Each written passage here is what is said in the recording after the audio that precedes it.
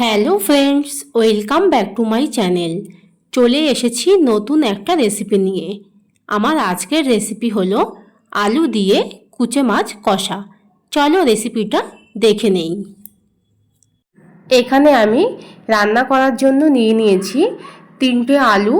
আলুগুলোকে আমি ছাড়িয়ে কিন্তু অর্ধেক করে কেটে নিয়েছি।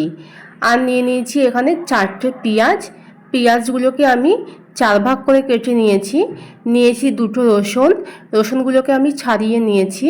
আর নিয়েছি 4টে কাঁচা লঙ্কা। আর নিয়েছি 1 ইঞ্চি সাইজের আদা। আর এদিকে আমি একটা বড় সাইজের পেঁয়াজ নিয়ে পেঁয়াজটাকে কুচিয়ে নিয়েছি। এখন আমি এই সমস্ত মশলাগুলো নিয়ে একটা মিক্সির মাধ্যমে মশলাটা পেস্ট করে নিচ্ছি। এই যে আমি এখানে মাছগুলোকে খুব ভালোভাবে ধুয়ে নিয়েছি। আর এখন আমি এর মধ্যে লবণ আর হলুদটা একটু মাখিয়ে নিচ্ছি। ঠিক আছে, দেখো দিয়ে দিচ্ছি হলুদ, দিয়ে দিচ্ছি লবণ। লবণটা আমি একটু কিন্তু পরিমাণ মতন দেব। ঠিক আছে, তো আমি একটু ভালোভাবে মাখিয়ে নিচ্ছি। এখন এটা ভালোভাবে একটু মাখিয়ে নিয়ে তারপরে মশলাটা কষিয়ে আমি এই মাছটাকে কিন্তু রান্না করব। আর আরও একটা কথা বলে রাখছি, আমি কিন্তু এই মাছটা একটু রিচ করব। হ্যাঁ, মশলা তৈরি হয়ে গেছে। আর আমি তো মাছটা তোমাদেরকে দেখিয়েছিলাম যে মাছটা আমি হলুদ আর লবণ দিয়ে ম্যারিনেট করে রেখেছি। তো এখন আমি প্রথমে আলুগুলো ভেজে নিচ্ছি। আমি এই রান্নাটা কিন্তু কাঠে বানাবো, মানে কাঠের উনুনে বানাবো। আর তোমরা তো জানোই যে কাঠের উনুনে এইসব রান্না করলে খুবই সুন্দর লাগে খেতে। তো চলো আমি এখন উনুনটা ধরিয়ে নিচ্ছি। উনুনটাকে জ্বালিয়ে নিয়েছি। এবার এখন আমি দিয়ে দিচ্ছি এর মধ্যে সর্ষের তেল। তো এবার আমি একটু নাড়াচাড়া করে নিচ্ছি।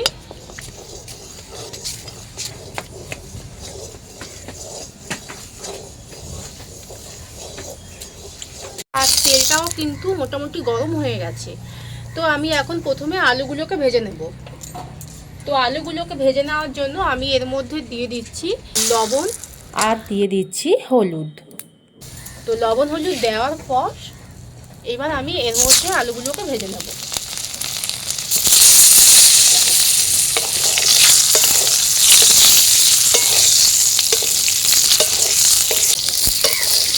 আমি কিন্তু এর মধ্যে খুব একটা বেশি পরিমাণে আলু দেইনি। ঠিক আছে, তো আমি এখানে মোটামুটি ওই 3 পিস মতো আলু দিয়েছি। তো মাঝখান থেকে আমি এই আলুগুলোকে কেটে দিয়েছি। এই আলুগুলো আমি মোটামুটি একটু হালকা লাল লাল করে ভেজে নেব। তো তারপরে আমি মাছগুলোকে ভেজে নেব। ভেজে নেওয়া হয়ে গেছে। এই যে ঠিক এইভাবে লাল লাল মতন করে আলুগুলোকে কিন্তু ভেজে নিতে হবে, না হলে কিন্তু মানে মাছ রান্না করার সময় কিন্তু আলুগুলো পুরো ভেঙে যাবে। তো আমি এখন আলুগুলোকে তুলে নিচ্ছি।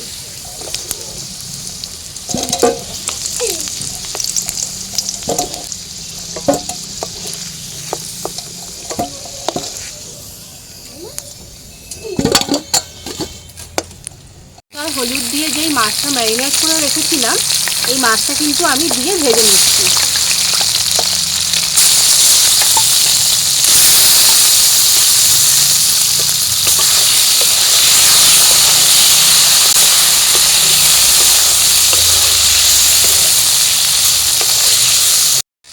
মাছগুলো ভেজে নেওয়া হয়ে গেছে। এখন মাছগুলোকে তুলে নিচ্ছি।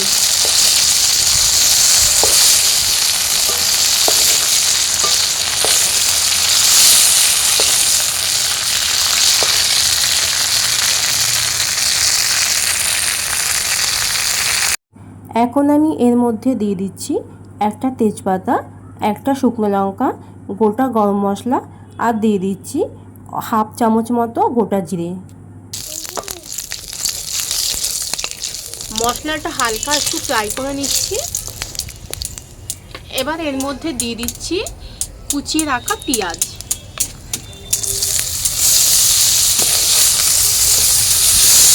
পেঁয়াজটা হালকা লাল লাল করে ভেজে আসলে তখন আমি কিন্তু এই বাটা মশলাগুলো এর মধ্যে দিয়ে দেব। তো পেঁয়াজটা কিন্তু আমার লাল লাল করে ভেজে নেওয়া হয়ে গেছে। পেঁয়াজটা হালকা করে ভেজে নিয়েছি। এখন আমি এর মধ্যে দিয়ে দেব বেটে রাখা মশলা।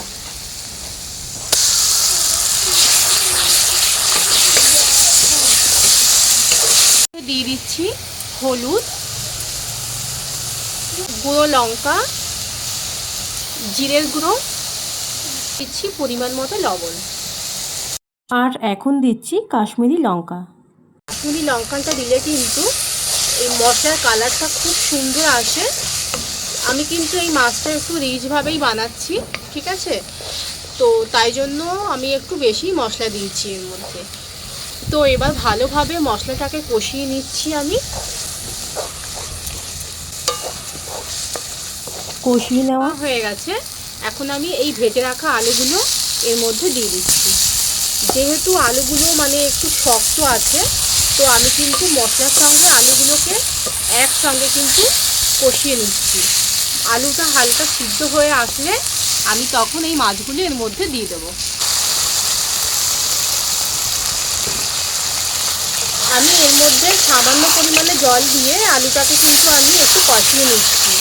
এর মধ্যে যদি জল দেওয়া না হতো তাহলে কিন্তু মশলাটা পুড়ে যেত। তাই জন্য আমি এর মধ্যে সামান্য পরিমাণে জল দিয়ে আলুটাকে কষিয়ে নিচ্ছি। আলুটা হালকা সিদ্ধ হয়ে এসেছে।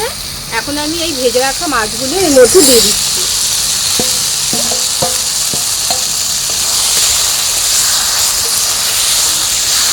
দিয়ে কিন্তু ভালোভাবে কষিয়ে নিতে হবে। আর এই মাছটা কিন্তু মাংসের মতন খেতে লাগবে, আর সেইভাবেই কিন্তু কষিয়ে রান্না করতে হবে। তো আমার এখানে আলু আর মাছটা খুব ভালোভাবে কষিয়ে নেওয়া হয়ে গেছে। এখন আমি এর মধ্যে জল দিয়ে দিচ্ছি। আমি এটা রান্না করার সময় কিন্তু আমি এর মধ্যে খুব একটা পরিমাণে জল দিচ্ছি না, যেহেতু এই মাছটা আমি একটু কষা রান্না করছি, আমি কষাই খাবো, তো তাই জন্য আমি এতে কম পরিমাণে জল অ্যাড করছি।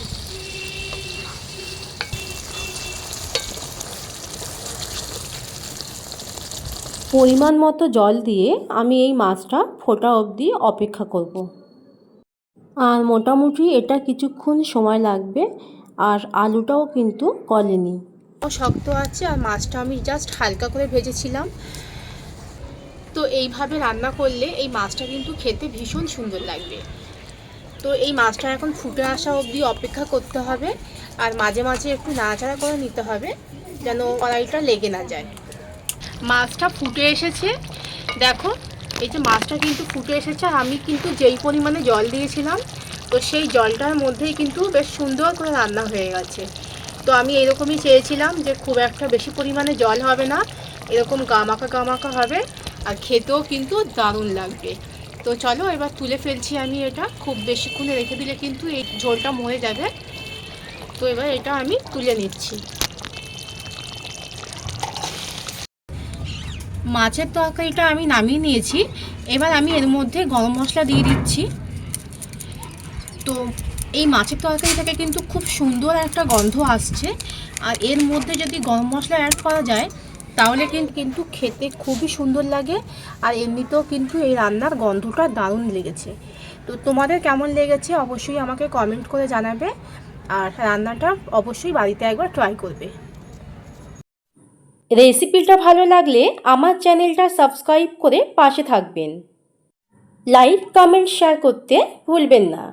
নতুন নতুন রেসিপির জন্য কমেন্ট করে জানাবেন। আবার দেখা হবে নতুন কোনো ভিডিও নিয়ে। বাই।